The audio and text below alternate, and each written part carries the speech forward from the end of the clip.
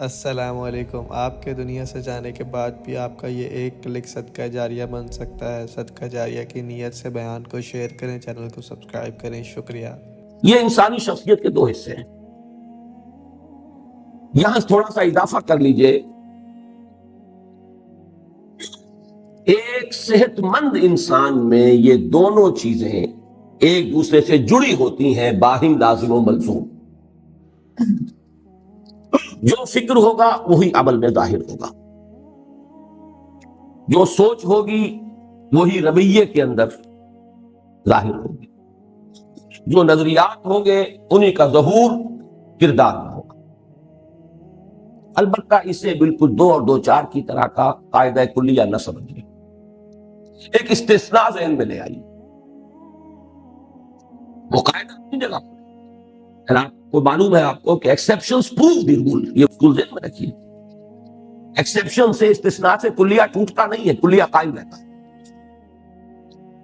کلیہ وہی ہے، علم صحیح ہوگا عمل صحیح ہوگا، علم غلط ہوگا عمل غلط، علم محدود ہوگا عمل محدود ہوگا، علم وسیع ہوگا عمل وسیع ہوگا، علم گہرا ہوگا عمل میں بھی گہرائی ہوگی، علم سطحی ہوگا عمل بھی سطحی ہوگا، ہر اعتبار سے۔ البتہ یہ کہ ایک ایکسیپشن ذہن میں رکھیے، کچھ مریض شخصیتیں بھی ہوتی ہیں، جس کی مثال میں نے کئی مرتبہ دی ہے، جیسے مفلوج انسان پڑا ہوا نظر آ رہا ہے، تن و توش بھی صحیح ہے، ہاتھ پاؤں بھی صحیح ہے، ہاتھ ہلانا چاہتا نہیں ہلا پاتا اس لیے کہ فالج پڑا ہوا۔ ایسے ہی کچھ لوگ نفسیاتی طور پر مفلوج ہوں، وہ بات بالکل دوسری ہے، لیکن وہ استثناء رہے گا، وہ قاعدہ کلیہ نہیں ہے۔ ان کے نظریات کچھ اور ہیں، عمل کچھ اور ہیں۔ اس لیے یہ جو علم اور عمل کے اندر جو فصل ہے، یہ تو باہم لازم و ملزوم ہے۔ فصل اگر ہے تو یہ مرض کی نشانی ہے، یہ بیماری ہے، لیکن اس ایکسیپشن کو ذہن میں رکھیے۔ اب آگے چلیے، اسلام میں علم صحیح کا مظہر اتم ایمان ہے۔ یہ بہت اہم جملہ ہے۔ علم تو بہت سی اس کی شاخیں ہیں، علم احکام کا ہے، احکام شریعت، ڈوز اینڈ ڈونٹس، یہ بھی علم ہے، لیکن اصل علم جو ہے وہ ہے علم الحقائق۔ بلیاں کی جانا میں کون، میری حقیقت کیا ہے، یہ کائنات کیا ہے، اس کی حقیقت کیا ہے، میری زندگی کیا ہے، اس کی حقیقت کیا ہے، سفر حیات کی منزل کون سی ہے، علم کسے کہتے ہیں، اس کے حصول کے ذرائع کیا ہے، خیر و شر واقعتاً کوئی ویلیوز ہیں یا کوئی سراب ہے، یہ سارے بنیادی، یہ ہے اصل علم۔ اور اس میں علم میں صحیح کا مظہر عدم ایمان۔ باقی سائنٹیفک علم، ٹیکنالوجیکل علم، میڈیکل سائنسز، انجینئرنگ سائنسز، شریعت کا علم، احکام کا علم، یہ اپنی جگہ ہے، ان میں سے کسی کی نفی نہیں کرنا، لیکن یہاں مراد علم سے کون سا؟ علم الحقائق۔ اسی پر در حقیقت سارا دار و مدار ہے انسان کے رویے کا۔ اسلام میں علم صحیح کا مظہر اتم ایمان ہے، جبکہ صحیح عمل صحیح کی اساس تصور فرائض پر ہے۔ جو آپ کا تصور ہوگا فرائض کا، اسی کے مطابق آپ عمل کریں۔ اس میں ایک تو لفظ ایڈ کر لیجئے، فرائض اور حقوق، یہ اصل میں ایک ہی حقیقت کے دو، ایک ہی سکے کے دو رخ ہیں۔ اللہ کے جانب آپ کے جو فرائض ہیں وہ اللہ کے حقوق ہیں آپ پر، اولاد کے ضمن میں جو آپ کے فرائض ہیں وہ اولاد کے حقوق ہیں آپ پر۔ مامورین کے جو فرائض ہیں وہ گویا کہ حق ہے امیر کا، امیر کا جو فرض ہے وہ گویا کہ حق بنتا ہے مامورین کا۔ تو یہ ایک ہی شے کے در حقیقت ایک ہی سکے کے دو رخ ہیں، حقوق و فرائض۔ اسی لیے حقوق اللہ، حقوق العباد، اس میں کل شریعت آ جاتی، کل دین آگے۔ تو فرائض اور حقوق در حقیقت یہ ایک ہی سکے کے دو رخ، ایک ہی تصویر کے دو رخ۔ جو تصور حقوق و فرائض ہے اسی پر عمل کا دار و مدار ہوگا، وہ صحیح ہے تو عمل صحیح ہوگا۔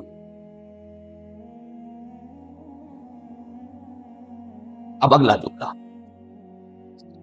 ایمان انسان کو علم حقیقت ہی عطا نہیں فرماتا، صحیح محرک عمل بھی دیتا۔ یہ ایمان کا دوسرا رخ ہے۔ جو سمجھیے کہ ایمان کی ایک وسعت ہے، ایک اس کی گہرائی ہے، وسعت فلسفیانہ فکر کی حامل ہے۔ کائنات کیا ہے، تمہاری حقیقت کیا ہے، زندگی کیا ہے، موت کیا ہے، خیر کیا ہے، شر کیا ہے، علم کیا ہے، تم کیا ہو، تمہارا اللہ سے تعلق کیا ہے، یہ سارا وسعت ہے اس کی۔ یہ ہے فلسفیانہ فکر، علم صحیح۔ ایک ہے اس کی یقین کی گہرائی، جتنی گہرائی ہوگی اتنا ہی جذبہ عمل کو مہمیز ملے گی۔ تو ایمان کے دو رخ میں رکھیے، میری تقریروں میں کبھی یہ الفاظ آپ نے سنے، گہرائی اور گہرائی۔ ایک ہے ایمان کی گہرائی اور گہرائی، ایک ہے ایمان کی وسعت۔ وسعت جو ہے وہ ریپرزنٹ کرتی ہے علم صحیح کو، اور گہرائی جو ہے وہ محرک فراہم کرتی ہے۔ جتنا گہرا ہوگا ایمان اتنا ہی جذبہ ہوگا جہاد کا، اتنی ہی اثار و قربانی، اتنی ہی محنت، اتنی ہی جد و جہد۔ جتنا یقین بڑھے گا اتنا ہی جہاد بلند سے بلند تر منازل تک پہنچے گا۔ اس اعتبار سے اولین اہمیت اسی کی ہے۔ جب ایمان ان دونوں اعتبارات سے اصل شے بن گیا، گویا کہ ہماری بحث میں 3/4 ایمان ہے، 1/4 عمل رہ گیا۔ علم صحیح بھی ایمان سے، اور عمل صحیح کے لیے جذبہ محرکہ بھی ایمان۔ تو تصور فرائض دینی تو 1/4 رہ گیا، ان کے مقابلے میں 1/4 ہے، 3/4 ایمان کی حقیقت ہے۔ لیکن اپنی جگہ پر یہ بہت اہم ہے، وہ شعر جو میں نے بارہا سنایا ہے کوثر نیازی صاحب کا، مجھے پسند ہے۔ ذرہ فانی مہر درخشاں، مہر درخشاں ذرہ فانی۔ کائنات کی وسعت کو دیکھو تو یہ سورج بھی ایک ذرے کے مانند ہے، گلیکسیز، اور پھر گلیکسیز کی کتنی کروڑوں گلیکسیز، ارباں ارب گلیکسیز، تو یہ بیچارہ سورج کیا رہ گیا؟ ایک ذرہ، ذرہ مسکین۔ لیکن ایک ذرے کو اگر الیکٹرانک مائکروسکوپ آپ نے ذرے پر جما دیے تو وہاں سورج نظر آئے گا۔ لہو خورشید کا ٹپکے اگر ذرے کا دل چیرے۔ تو یہ اعتباری باتیں ہیں۔ ایک اعتبار سے خورشید کا کیا مقام ہے کہ وہ ذرہ ہے، دوسرے اعتبار سے ذرے کا کیا مقام ہے کہ وہ خورشید ہے۔ اسی طرح کل کے اعتبار سے ایمان کے مقابلے میں یہ تصور فرائض دینی کی اہمیت بہت کم ہے۔ لیکن جب آپ عمل کو دیکھیں گے تو اس کے اعتبار سے بہت بڑی اہمیت کا حامل ہے یہ تصور فرائض دینی، جس کو میں اپنے ان سادہ تمثیلوں سے واضح کرتا رہا ہوں۔ اب مجھے بار بار یہ جملہ کہنا پڑے گا، بارہا تقریریں کی ہیں۔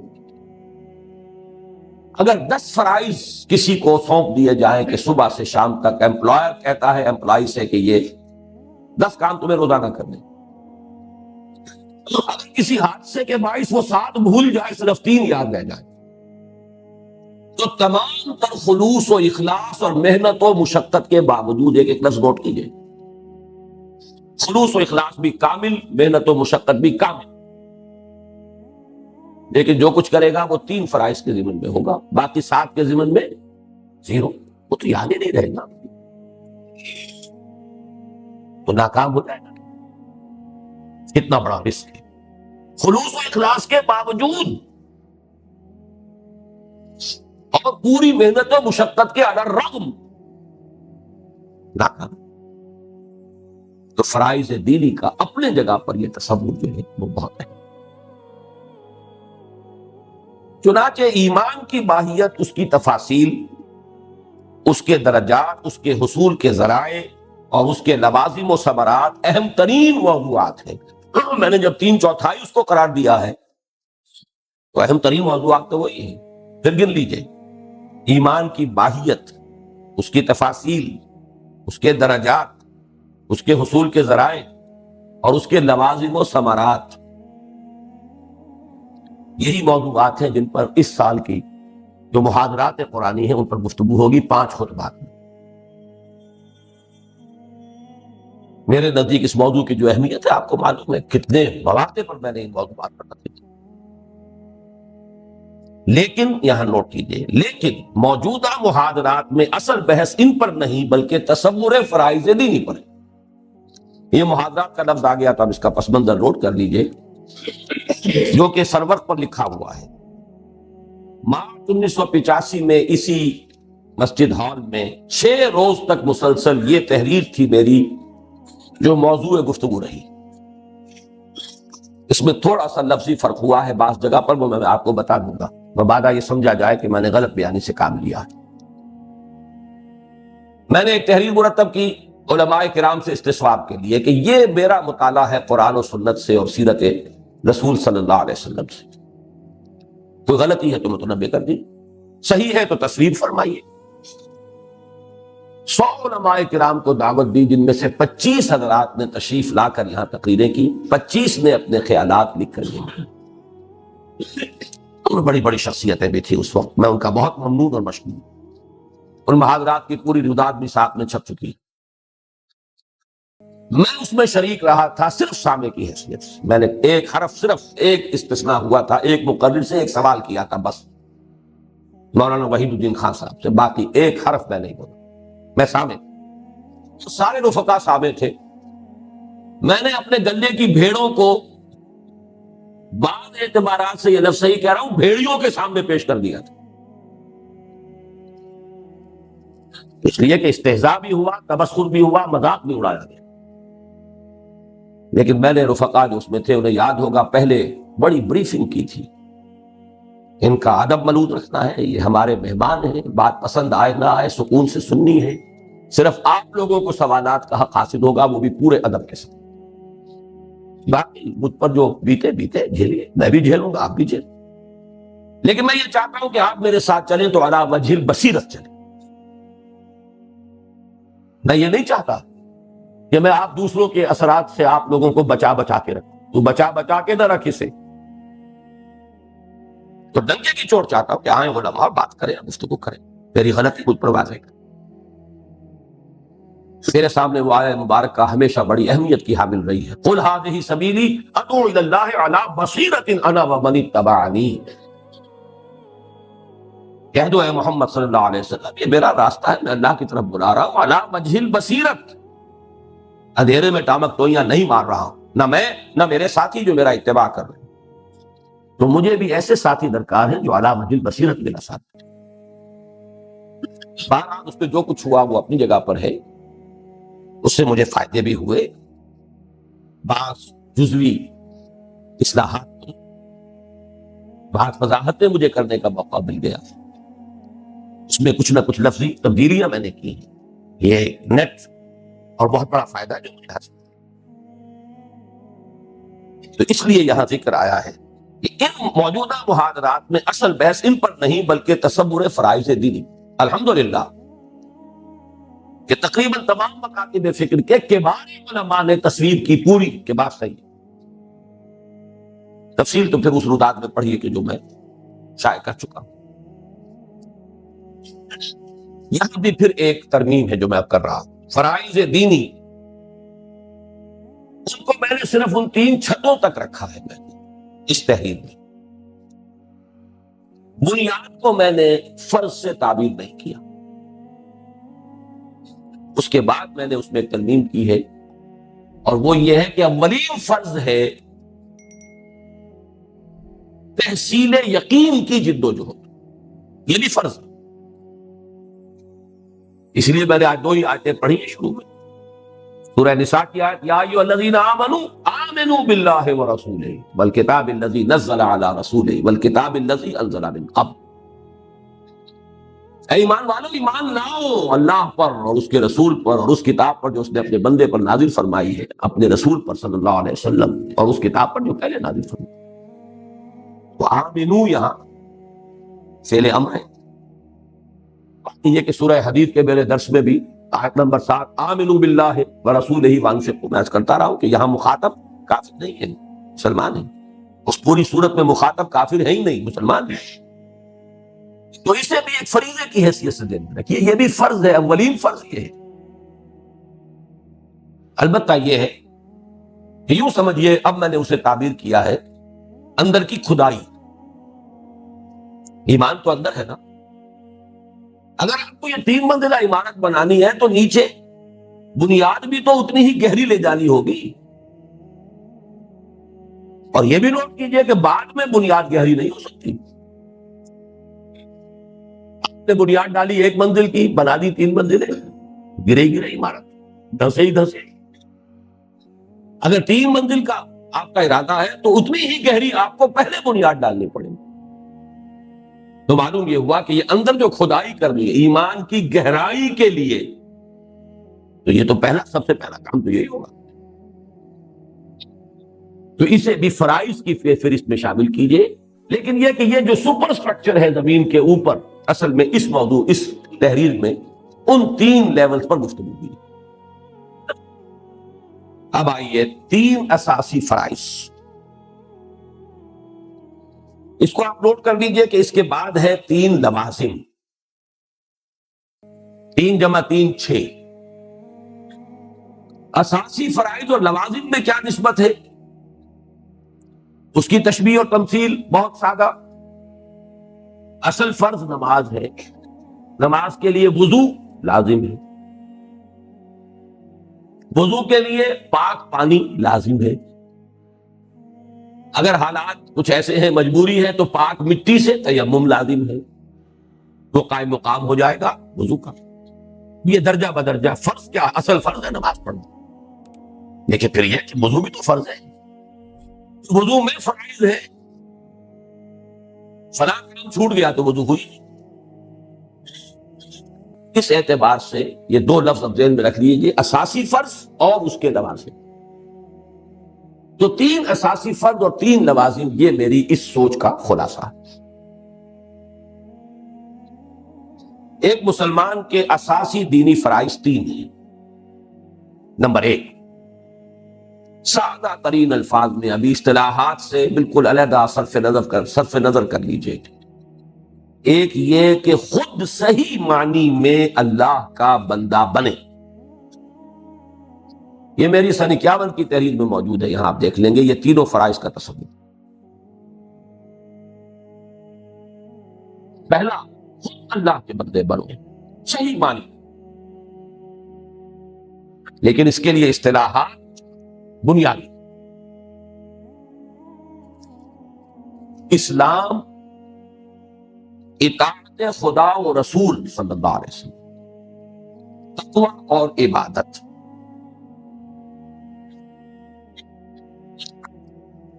ان میں ایک اضافہ آپ یہاں کر لیجئے، ان میں ایک بڑا گہرا معنوی ربط ہے. اسلام پہلا قدم ہے، اس کے معنی ہے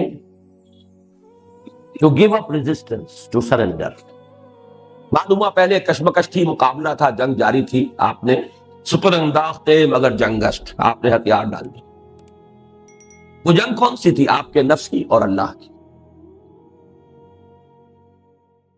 آپ نے ہتھیار ڈال، سرنڈر، سر تسلیم، ختم. اچھا، یہ مجبوراً بھی ہو سکتا ہے. حضور کی حیات طیبہ میں جب انقلاب کی تکمیل ہوئی تو بہت سے لوگوں نے مجبوراً بھی تو سرنڈر کیا تھا. منافقین نے مجبوراً بھی تو سرنڈر کیا تھا. عبداللہ ابن ابی نے مجبوراً سرنڈر کیا تھا. لیکن اسلام کے معنی سرنڈر. مسلمان وہ ہو گیا، اب وہ مجبوراً ہے، مرضی سے. یہ علیحدہ بحث ہے، اس سے آپ کی بحث، آپ کو اس سے بحث نہیں کر سکتے. وہ اللہ جانتا ہے وہ مجبوراً ہوا ہے، دھوکے کے لیے ہوا ہے، آئندہ جنگ جاری رکھنے کے لیے، مہلت لینے کے لیے ہوا ہے، جو بھی ہو، جاسوس بن کر آیا ہے، جو بھی ہو. اسلام ہو گیا، سرنڈر کر دیا. اس سے اگلا لفظ ہے اطاعت. اطاعت کا مادہ ہے طوع. طوع کے معنی ہے آمادگی، خود آمادگی. طوعن و کرہن، یہ لفظ دو جو آتے ہیں، ایک آمادگی کے ساتھ کرنا ہے، ایک مجبوری سے کرنا ہے۔ اب اسلام میں سے مجبوری والے حصے کو نکال دیجئے تب اطاعت، اور اطاعت اللہ کے ساتھ رسول کی، یہاں بریکٹڈ ہے۔ یہ مضمون بہت طویل ہے لیکن بہت محکم ہے۔ اللہ کی اطاعت رسول ہی کے اطاعت کے ذریعے ممکن ہے، کوئی اور راستہ ہے ہی نہیں۔ وَمَن يُطِعِ الرَّسُولَ فَقَدْ أَطَاعَ اللَّهَ، یہ اس طرح دو، ادھر سے لے ادھر سے لے لیں۔ یہ اب توبہ کی طرف میں توجہ دلا رہا تھا۔ اسلام سرنڈر، مجبوراً یا آمادگی سے، اس سے کوئی بحث نہیں۔ اطاعت اب دلی آمادگی سے حکم ماننا ہے اللہ کا، اس کے رسول۔ اسی کا ایک منفی رخ ہے تقوی۔ تقوی کیا ہے؟ بچنا، نافرمانی سے بچنا، گناہ سے بچنا، اللہ کے حکم کو توڑنے سے بچنا۔ گویا کہ اطاعت اور تقوی یہ دونوں، یہ مثبت اور منفی رخ ہے۔ اس میں ایک اضافہ بات میں کروں گا میں، یہاں چار اصطلاحات کے حوالے سے ابھی تقوی کو اسی درجے ذہن میں رکھیے، لیکن جامع ترین اصطلاح ہے عبادت۔ یا ایھا الناس اعبدوا ربکم وما خلقت الجن والانس الا لیعبدون۔ اور عبادت میں صرف آمادگی نہیں، گہری اور شدید محبت کے جذبے کے تحت اللہ کی بندگی۔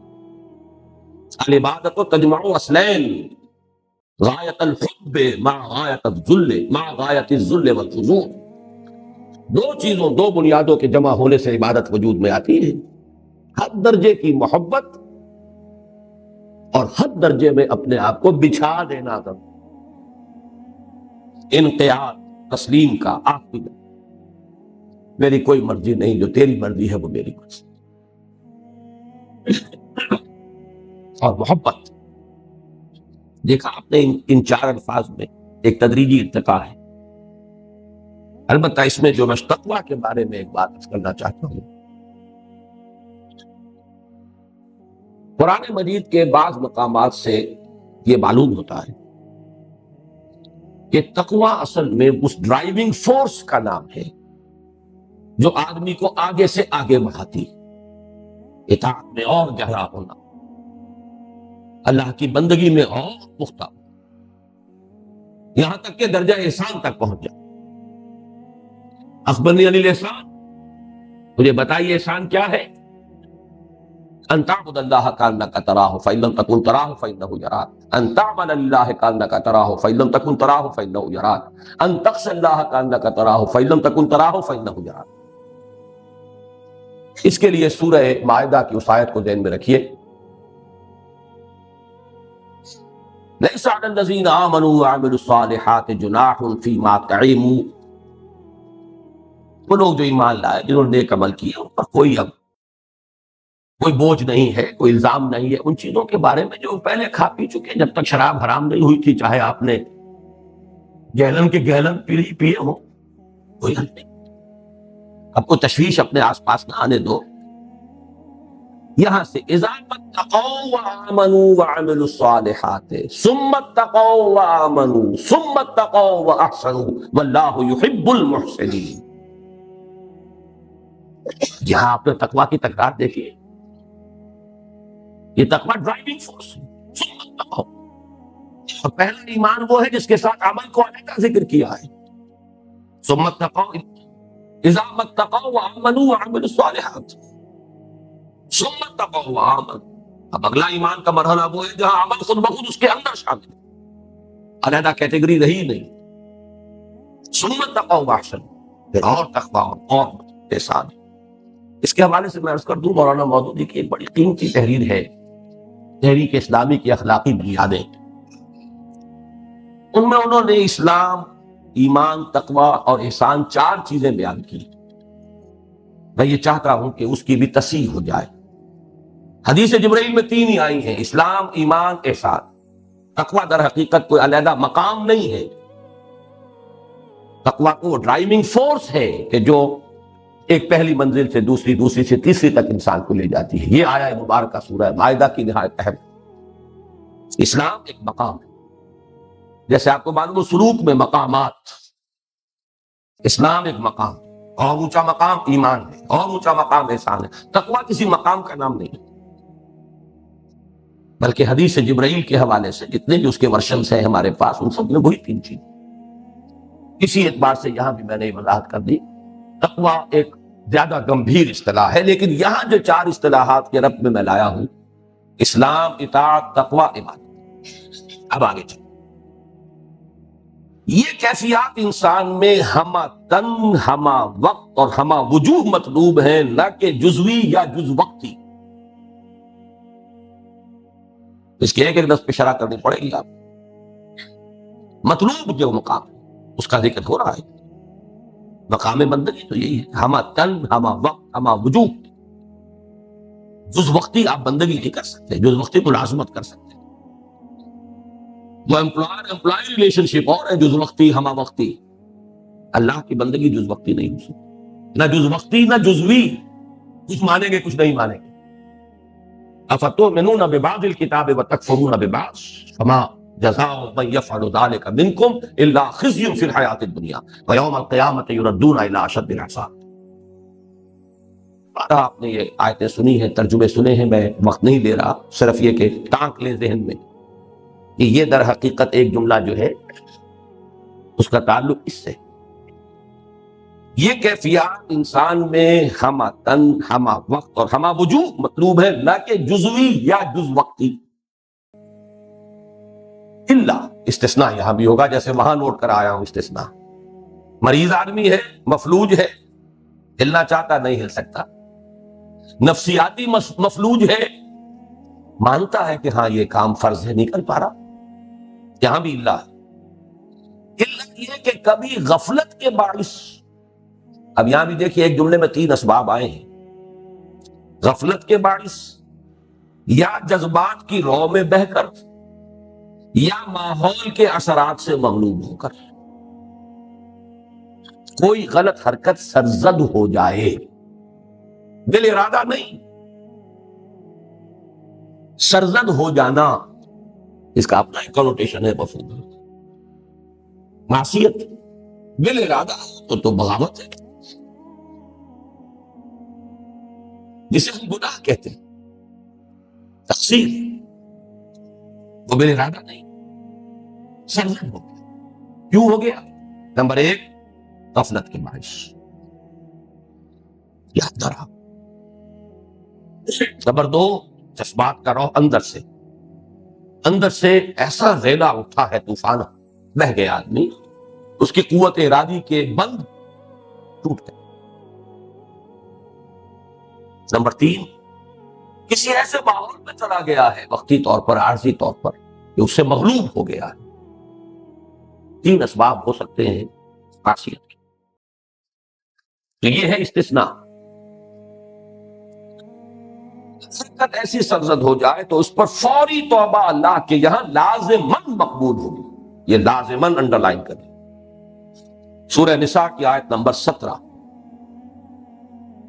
18 بھی، انما التوبۃ علی اللہ للذین یعملون السوء بجہالۃ ثم یتوبون من قریب۔ یہاں لفظ فوراً کیوں آیا؟ فوری طور پر، ڈیرا ڈال دینا نہیں ہے، اب گر گئے تو پڑے رہو۔ راہ چلتا آدمی پھسل گیا، گرتا ہے تو بجلی کی مانند ہوتا ہے، اللہ یہ کہ فریکچر ہی ہو گیا، وہ بات دوسری ہے، بنا پڑا نہیں رہتا۔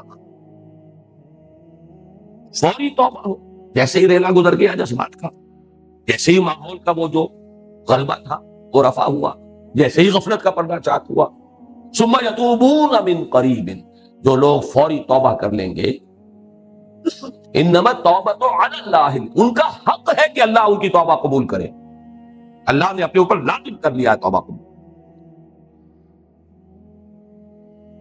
بہت بڑی ہمارے لیے اس میں نوید، خوشخبری، یہ اپنی جگہ پر ایک بہت مکمل فلسفہ ہے توبہ کا، لیکن یہاں صرف ان الفاظ کی حد تک صرف رکھیے۔ اس کے بعد اگر جان بوجھ کر کوئی ایک معصیت بھی مستقل طور پر اختیار کی گئی، جان بوجھ کر ایک معصیت بھی مستقل طور پر اختیار کی گئی اور اس پر اصرار ہوا، تو اس سے نہ صرف یہ اسرار سین والا نہیں ہے، میرے والا نہیں ہے، یہ سواد والا ہے یہ، تو اس سے نہ صرف تمام نیکیوں کے ضائع چلے جانے یعنی حبط اعمال کا اندیشہ ہے، بلکہ اس کا خطرہ ہے کہ المعاصی برید الکفر کے مطابق ایمان بالکل زائل ہو جائے اور انسان خلود فی النار کا مستحق ہو جائے۔ یہاں بھی ایک اللہ ہے، اللہ یہ کہ حقیقی اور واقعی اضطرار موجود ہے۔ اضطرار ہے، بھوکا مر رہا ہے سور کھا سکتا ہے، اضطرار اس کو مردار کھا سکتا ہے، لیکن اگر یہ نہیں ہے، اضطرار نہیں ہے، جان بوجھ کر عیش کے لیے، تللوں کے لیے حرام کاروبار، سودی کاروبار، یہ پھر بالکل دوسری شے ہے۔ یہاں وہ آیت نوٹ کیجئے، بلا من کسب سیئۃ واحاطت بہ خطیئتہ فاولئک اصحاب النار ھم فیہا خالدون۔ جس نے جان بوجھ کر، کسب کا لفظ ہے یہاں پر، دیکھیے وہ ہے سرزد ہو جانا، یہاں ہے جان بوجھ کر کرنا۔ سیئۃن میں یہاں تنکیر ہے تفخیم کے لیے، چھوٹا گناہ نہیں، بڑا، پھر اس پر اصرار ہے، احاطہ کر دیا، حقیقت میں ہی خطیئت ہو۔ اس پر اعتراض تھا بعض علماء کو کہ اس میں کچھ خارجیت یا معتزلیت کی بو آتی ہے۔ ہمارے علماء کرام کو بڑی چنتا اور تشویش ہوتی ہے کہ لوگوں کو کہیں کوئی بے چینی لاحق نہ ہو۔ مست رکھو ذکر و فکر صبح گاہی میں اسے۔ یہ ایک عجیب موضوع ہے جس پر ہمارے ایک نوجوان عالم ساتھی اس وقت شاید ہمارا ساتھ چھوڑ بھی رہے ہیں اس ایشو پر، مولانا فیض الرحمان صاحب۔ میں یہاں واضح کر دینا چاہتا ہوں کہ یہاں ایک لفظی اصلاح میں نے ان کے جاننے والے ہیں، میرے بھی کرم فرما ہے، مفتی نظام الدین صاحب کی ایک اصلاح یہاں قبول کی ہے پچھلے سالانہ اجتماع میں، اور ان کے اپنے ہاتھ کی تحریر میرے پاس بطور سند موجود ہے تاکہ سند رہے اور بوقت ضرورت کام آئے۔ یہ الفاظ ان کے، المعاصی برید الکفر، یہ اصول ہے علماء کے ہاں۔ معصیت ڈاک ہے کفر کی، گناہ کفر کو لاتا ہے، جیسے ڈاکیا آ کے ڈاک دیتا ہے۔ اس کا یہ مطلب نہیں کہ ایک گناہ کیا تو کفر ہو گیا، نہیں، گناہ کبیرہ کا مرتکب بھی کافر نہیں ہے۔ میں اعلان برات کرتا ہوں اس خارجیت سے۔ پھر یہ بھی کہ وہ اسلام سے نکل گیا، کفر میں داخل نہیں ہوا، یہ معتزلہ کا موقف ہے، اس سے بھی اعلان برات کرتا ہوں۔ مسلمان رہتا ہے، اس کے اندر کا ایمان جو ہے وہ یقین قلبی والا ایمان، وہ شے دیگر ہے، اسلام شے دیگر ہے۔ ان دونوں میں جو گڑبڑ کرتے ہیں، انہوں نے مسلمانوں کو ان کی بے عملی اور حرام خوریوں کے اوپر مطمئن کیا۔ یہ ساری جو ہے ہماری بے عملی ہوئی نہیں، ان احادیث کا ترجمہ کرنے کو تیار نہیں، یہ ترجمہ نہ کر دے واللہ لا یؤمنو واللہ لا یؤمنو واللہ لا یؤمنو، خدا کی قسم وہ شخص مومن نہیں، خدا کی قسم وہ شخص مومن نہیں، خدا کی قسم وہ شخص مومن نہیں۔ میں نے یہ نہ کرنا، کہنا خدا کی قسم اس کا ایمان کامل نہیں، خدا کی قسم اس کا ایمان کامل نہیں، خدا کی قسم اس کا ایمان کا، گویا کہ حضور کو تو عربی زبان آتی نہیں تھی، جو مدعی ہے کہ انا افصح العرب۔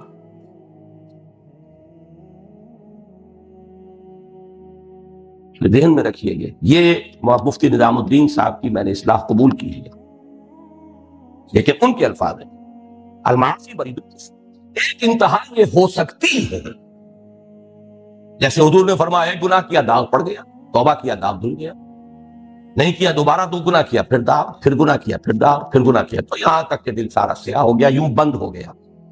حضور نے مٹھی بند کی، اس طرح دل بند ہو جاتا ہے، اور بند کے اوپر تو پھر مہر لگتی ہے، اللہ علی قلوبہم وعلی سمعہم وعلی ابصارہم غشاوۃ۔ لیکن اس کا فیصلہ ہم اس دنیا میں نہیں کر سکتے، یہ فرق ہے، اس پر فتویٰ نہیں دیا جائے گا، فتویٰ وہی ہوگا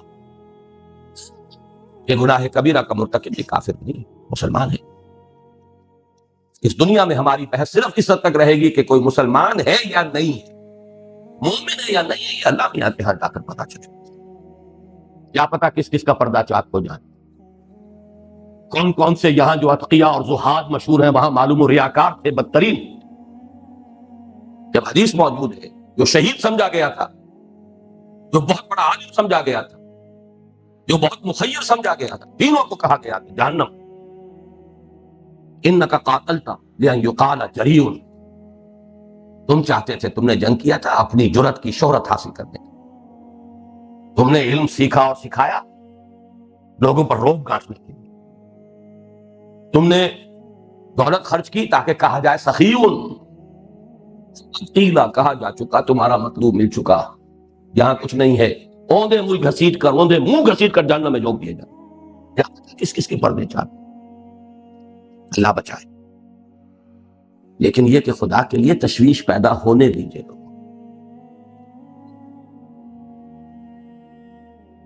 تیرے دریا میں طوفان کیوں نہیں؟ خودی تیری مسلمان کیوں نہیں کہ تیرے بحر کی موجوں میں اضطراب؟ وہی ہے تیرے زمانے کا امام برحق جو تجھے حاضر و موجود سے بیزار کرے. موت کے آئینے میں دکھلا کے رخ دوست، زندگی اور بھی تیرے لیے دشوار. سب کی آمد دو سلاؤ نہیں. یہ نہیں کہ فتویٰ لگا دو کہ وہ کافر ہو گیا، یہ منافق ہو گیا، معاذ اللہ، یہ کسی کا مقام نہیں. بہرحال اس کو سمجھ لیجئے، یہ ہے عبادت، اسلام، اطاعت، تقویٰ. اس کے ضمن میں ایک پیراگراف میں جو کچھ ہے، اب اس میں جو جو موضوعات آ گئے وہ تو آپ اندازہ کیجیے. اب دوسرا فرض سادہ الفاظ میں، دوسرے یہ کہ دوسروں کو حتی المقدور اسلام کی تبلیغ کرے اور دین کی دعوت دے. اس کے لیے اصطلاحات کیا ہیں؟ ہے کہ اس کے لیے یوں تو بے شمار اصطلاحات ہیں، جیسے انذار، خبردار کرنا، قم فانذر، یہ بھی دعوت و تبلیغ ہی ہے نا. تبشیر، بشر المومنین، یہ بھی دعوت و تبلیغ ہے. تذکیر، فذکر بالقرآن من یخاف وعید. وَهُوَ يَعِظُهُ یا بنی لا تشرک باللہ. نصیحت، لا تحبون الناصحین، سب قرآن مجید کی اصطلاحات ہیں. وصیت، ووصى بها ابراہیم وبنیہ ویعقوب. تعلیم، يعلمهم الکتاب والحکمہ. تبیین، لتبین للناس ما نزل الیہ. تلقین، یہ مختلف ہیں وغیرہ، ہاں بے شمار الفاظ ہوں گے، لیکن اہم تر اصطلاحات چار ہی. نمبر 1 تبلیغ، نمبر 2 دعوت، نمبر 3 امر بالمعروف و نہی عن المنکر، نمبر 4 شہادت علی الناس. ان میں بھی ایک بڑا عجیب معنوی ربط ہے. تبلیغ پہنچانا، انگریزی میں بہترین تعبیر ہوگی to reach out to others. آپ کو چل کے جانا پڑے گا، آپ کو بات پہنچانی ہوگی، ذرائع ابلاغ کا استعمال کرنا ہوگا. You have to reach out. دعوت، بلانا. تبلیغ کا نتیجہ ہے بلا لینا، آؤ اللہ کے راستے کی طرف. ادعو الی سبیل ربک ومن احسن قولا ممن دعا الی اللہ. دعوت الی اللہ، دعوت الی الحق، دعوت الی سبیل اللہ. پہنچانا، بلانا. تیسری اصطلاح امر بالمعروف نہی عن المنکر. یہ ایک اصطلاح ہے، یہ دو ہیں اپنی جگہ پر لیکن لازم و ملزوم جڑے ہوئے. نیکی کا حکم، بدی سے روکنا. اس میں انداز تحکمانہ بھی ہے، اس میں طاقت کے استعمال کی بھی، جیسے کہ احادیث میں ہے بالید، باللسان، بالقلب. اور بالقلب جو ہے وہ ادنا درجہ ہے. ذالک اضعف الایمان لیس وراء ذالک من الایمان حبۃ خردل. پھر تو رائی کے دانے کے برابر ایمان ہے. مطلوب ہے بالید، طاقت، امر بالمعروف نہی عن المنکر. اس میں اہم تر ہے نہی عن المنکر. ہمارے ہاں ایک بہت بڑی تحریک نے اس کو بالکل ہی نظر انداز کر دیا، اصل حصہ اس کا نکال دیا. اہم تر ہے، اور علماء اور صلحاء کے کرنے کا تو اصل کام وہ ہے۔ الحمدللہ اس پر کتاب آ چکی ہے، امت مسلمہ کے لیے صحن کافی لایا عمل، اور علماء اور اتقیاء اور صلحاء کے کرنے کا اصل کام شہادت علی الناس۔ یہ فلسفیانہ اصطلاح ہے، یہ مقصود ہے لوگوں پر حجت قائم کر دینا کہ وہ اللہ کے ہاں یہ نہ کہہ سکے کہ پروردگار ہم تک تو تیری بات پہنچی ہی نہیں۔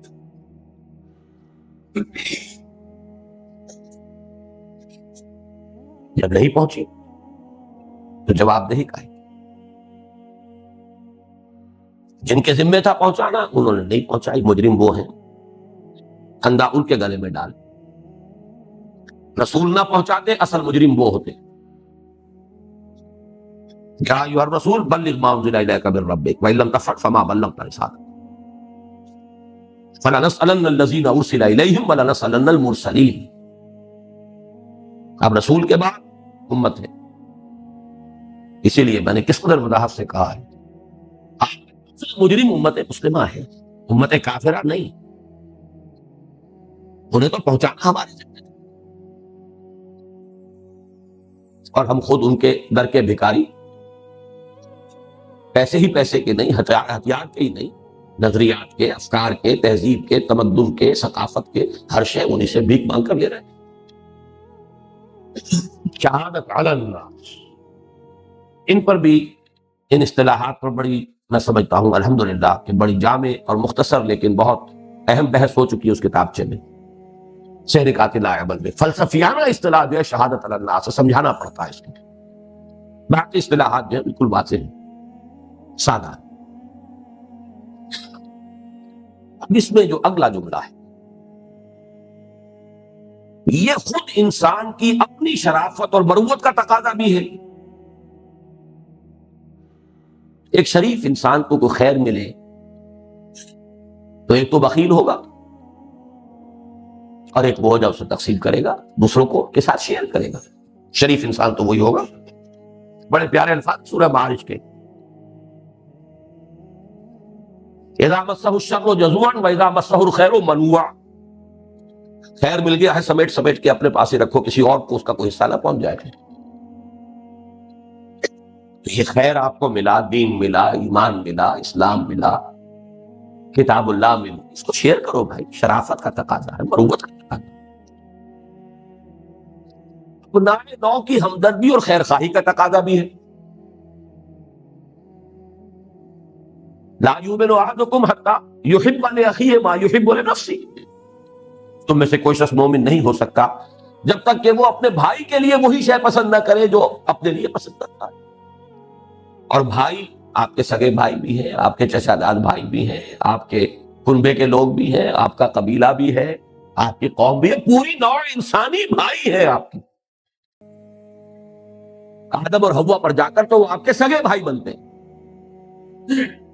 لا یؤمن احدکم حتی اکون احب الیہ حتی یحب لنفسہ ما یحب حتی یحب لاخیہ ما یحب لنفسہ۔ تو دو تقاضے ہوئے، ایک تقاضا ہے شرافت اور مروت کا، ایک تقاضا ہے انسانی ہمدردی اور خیر خواہی۔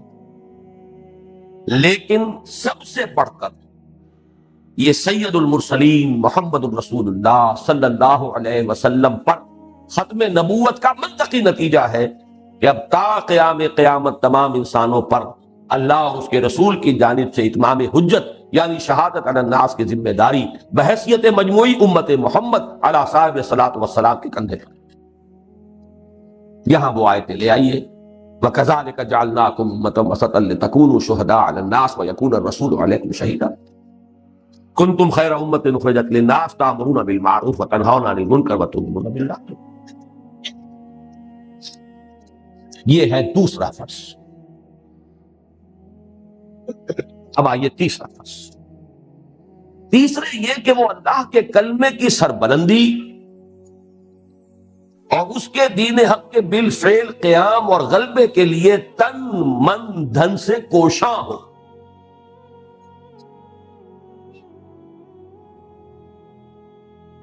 تن من دھن سے کوشاں، جدوجہد، محنت، تن بھی لگے.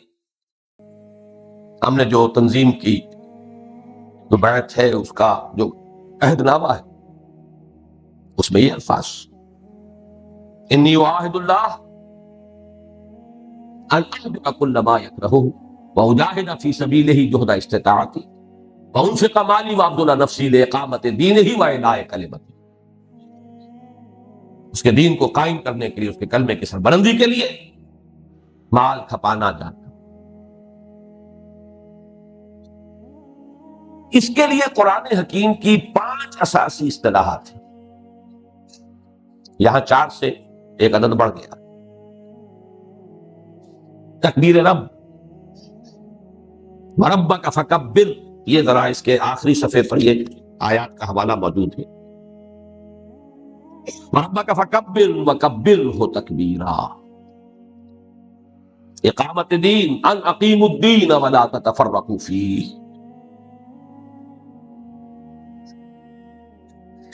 اظہار دین الحق علی الدین کلہ، اظہار دین الحق علی الدین کلہ، یعنی غلبہ دین لیظہرہ علی الدین کلہ، لیکون الدین کلہ للہ، دین کل کا کل اللہ ہی کے لیے ہو جائے.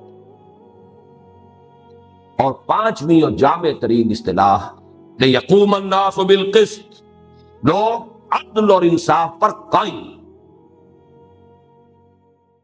اور قائمًا بالقسط صرف اللہ ہے، کوئی انسان دعویٰ نہیں کر سکتا. Absolute impartiality is impossible. Absolute objectivity is impossible. میں بالکل امپارشل ناممکن ہے. مرد ہے تو وہ مرد کی حیثیت سے سوچے گا، اپنی مصلحتوں کو سامنے رکھے گا. عورت ہے، عورت کی حیثیت سے سوچے گی، اپنی مصلحتوں کو مقدم رکھے گی. یہی معاملہ مزدور، آجر اور مستاجر کا ہے. یہی معاملہ عامل اور مامور کا ہے. کوئی نہ کوئی ایک حیثیت ہے انسان کی، صرف ایک ہستی اللہ کی. قل هو اللہ احد اللہ الصمد لم یلد ولم یولد ولم یکن لہ کفوا احد. تو قائم بالقسط وہی ہے. شہد اللہ انہ لا الہ الا هو والملائکۃ واولو العلم قائما بالقسط. اس کے نظام کو قائم کرنا. 5 اصطلاحات ہیں، لیکن جو نقشہ بنا ہے اس کو نوٹ کیجیے آخری صفحے پر.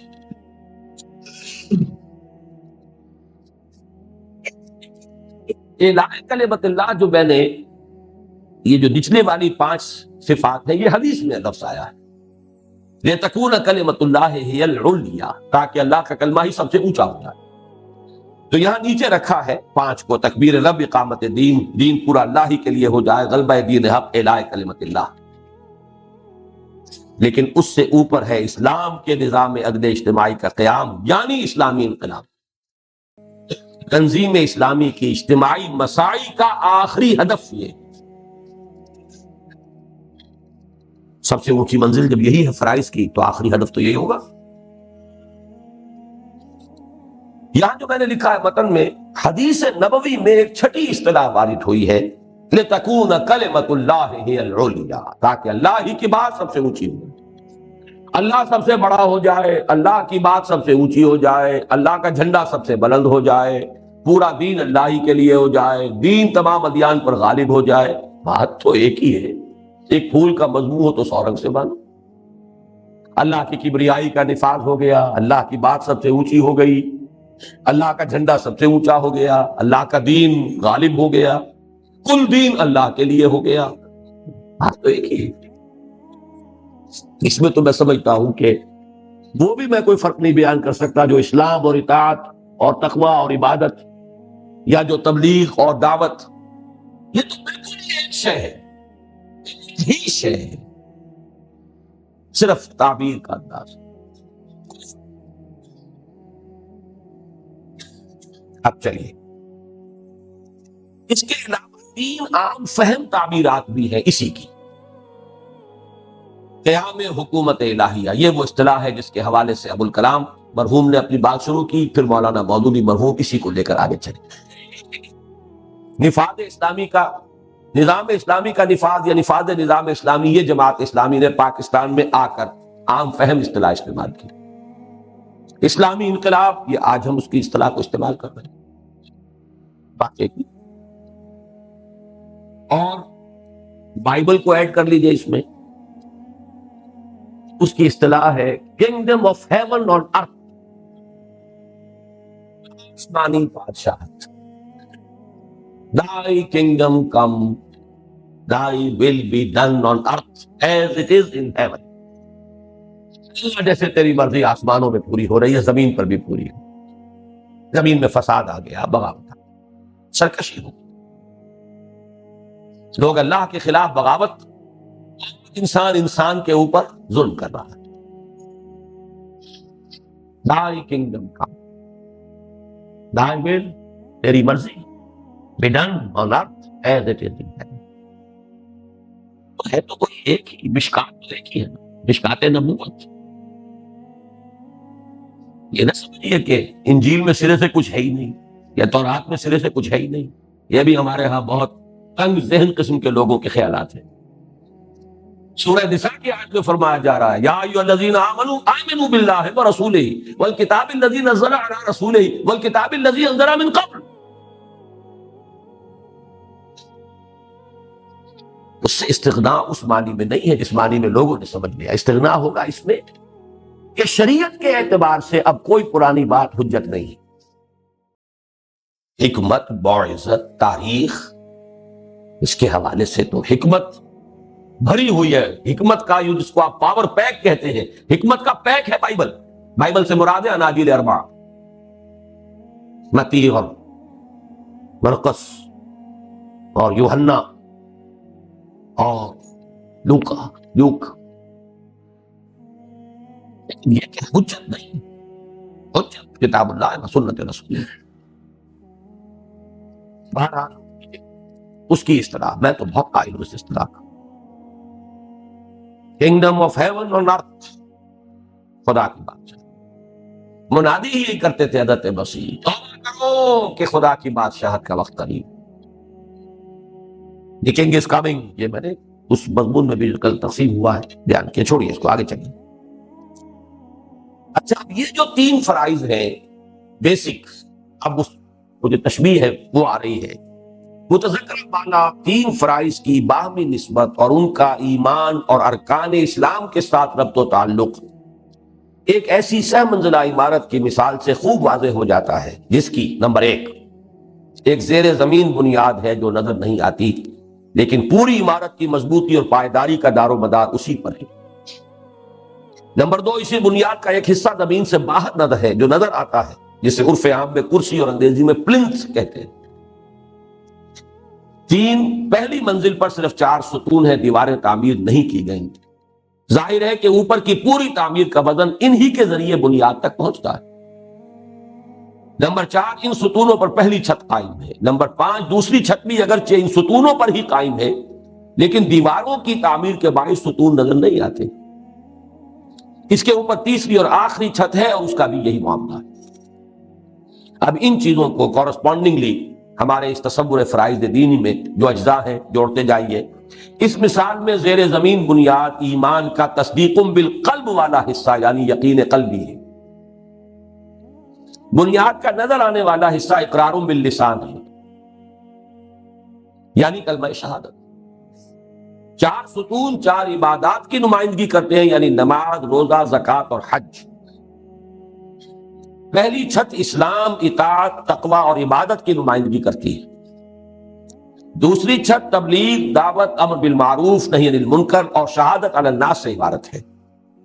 اور تیسری اور آخری چھت تکبیر رب، اقامت دین، اظہار دین، اعلاء کلمت اللہ یا قیام حکومت الہیہ کی مظہر ہے۔ واللہ اعلم۔ اس پر میں تھوڑا سا اضافہ کروں گا اس وقت۔ دیکھیے، ایک تو اس کا جو پہلا حصہ ہے، صرف اس کو جو ذرا زیادہ ڈارک ہے اس پر نگاہ مرتکز کیجیے۔ اس کو ایک رنگ زیادہ گہرا کیوں دیا گیا ہے؟ صرف اس کالے حصے کو زیادہ ڈارک، اور حدیث نبوی لائیے، بنی الاسلام علی 5، اسلام کی بنیاد 5 چیزوں پر ہے. شہادت اللہ الہ الا اللہ، یقین قلبی کی بات نہیں کی ہے، شہادت.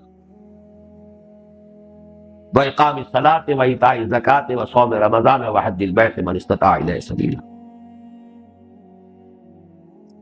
ان کو ہم 5 ارکان کہہ دیتے ہیں. اس میں 4 ارکان کی حیثیت سے سامنے ہے. رکن کہتے ہیں ستون کو. نوٹ کیجئے 4 ارکان ہیں کعبے کے: رکن عراقی، رکن شامی، رکن یمانی، اور چوتھا جس میں حجر اسود ہے. 4 ارکان ہیں.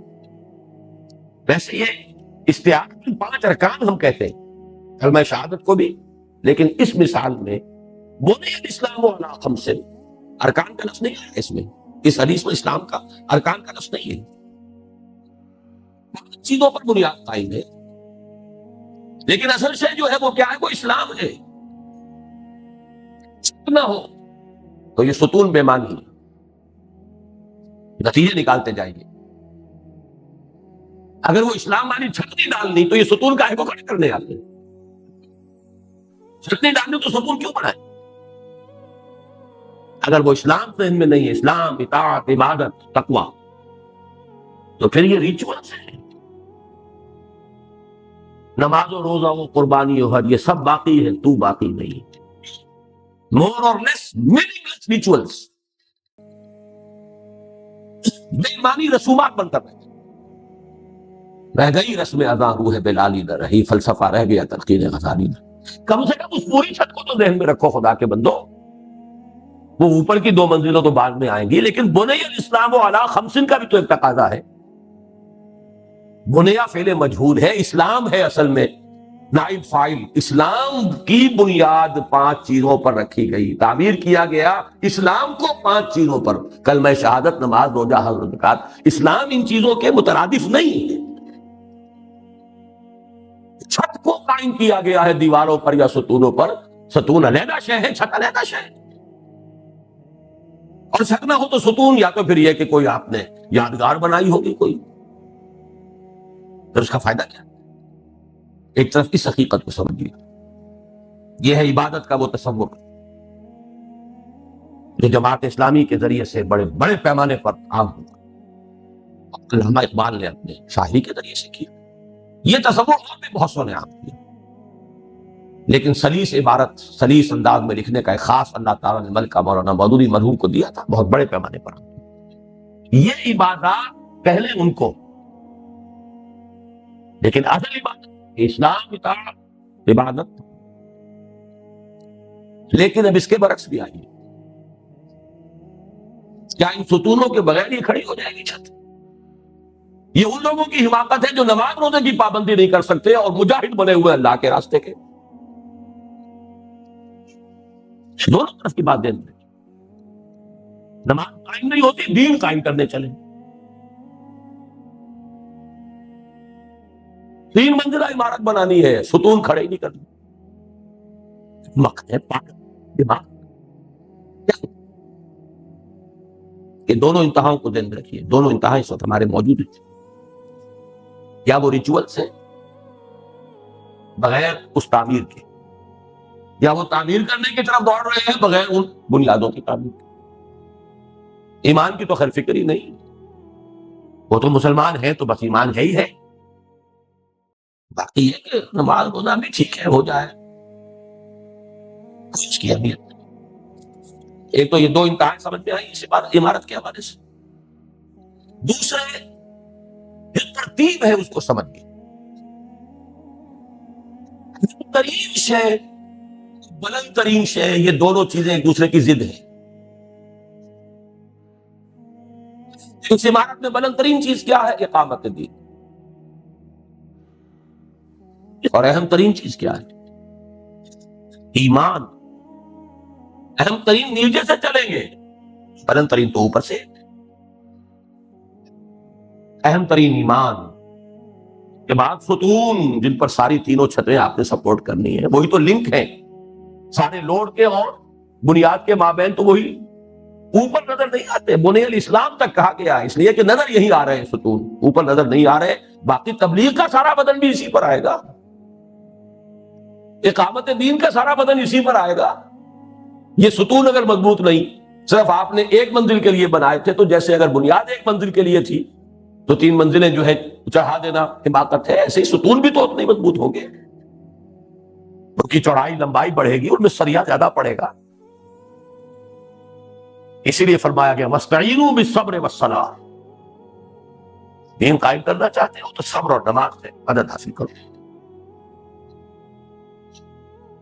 تو بلند ترین اقامت الدین، اہم ترین ایمان، ارکان اسلام، تعمیر ہوگی تو یوں چلے گی، پہلے بنیاد، پھر ستون، پھر پہلی چھت، پہلی منزل نہ ہو تو دوسری کیسے ہو جائے گی، دوسری نہ ہو تو تیسری کیسے ہو جائے گی؟ یہ سارے جو مغالطے ہیں ہمارے فکری مغالطے، اور انہی کا نتیجہ عملی گمراہیوں کی شکل میں سامنے آتا، بے اعتدالیوں کی شکل میں سامنے آتا،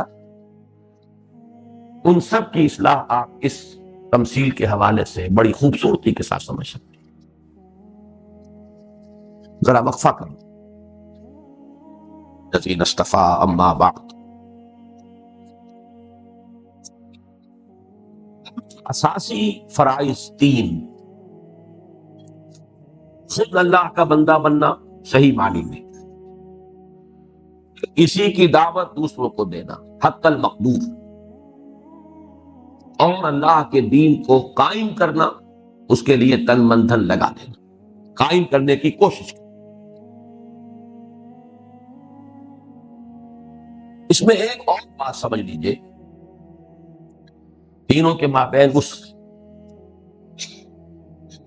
ڈائیگرام کے حوالے سے بھی ربط و تعلق واضح ہو چکا ہے، ایک اور بات سمجھ لیجئے، اصل میں یہ سب السلام علیکم۔ آپ کے دنیا سے جانے کے بعد بھی آپ کا یہ ایک کلک صدقہ جاریہ بن سکتا ہے۔ صدقہ جاریہ کی نیت سے بیان کو شیئر کریں، چینل کو سبسکرائب کریں، شکریہ۔